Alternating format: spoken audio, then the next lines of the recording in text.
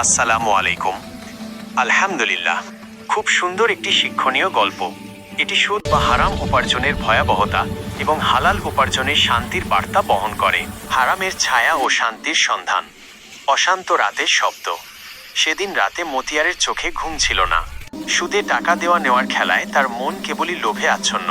আরও একটু দিলেই তো দ্বিগুণ হবে। হঠাৎ রাত 2টার দিকে সে এক বিকট শব্দ শুনতে পেল। দড়াম, যেন কিছু একটা পড়ল আঙিনায়। সে ঘর থেকে বের হয়ে দেখল মুরগির খোপটা ভেঙে চুরমার, আর মুরগিরা ভয়ে ছুটোছুটি করছে। আকাশে মেঘ, বাতাস থরথর করে কাঁপছে। মতিয়ার তার মাকে ডেকে বলল, মা, এত অশান্তি কেন? মা এক নিদার বাবা, হারাম টাকার ছায়া ঘরে ঢুকে পড়লে দেয়ালও শান্তি পায় না। কথা গায়ে কাঁটে তাড়াহুড়ো করে জামাতে সামিল হলো। আজ ইমাম কামাল সাহেব খুব গম্ভীর।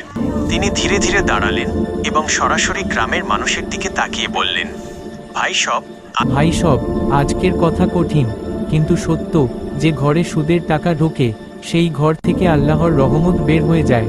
দেখেন, সুদে টাকা দিলে মনে হয় লাভ করতাসি, কিন্তু আল্লাহর কাছে সেটা গুনাহ করা গুনাহ। সুদে উপার্জন করলে মনে আনন্দ থাকে না, ঘুমে শান্তি থাকে না, বাচ্চাদের মুখে হাসি থাকে না। মতিয়ারের বুক ধপধপ করতে লাগলো। গত রাতের অদ্ভুত ঘটনা, ঘরের অশান্তি, সব যেন চোখের সামনে ভেসে উঠল।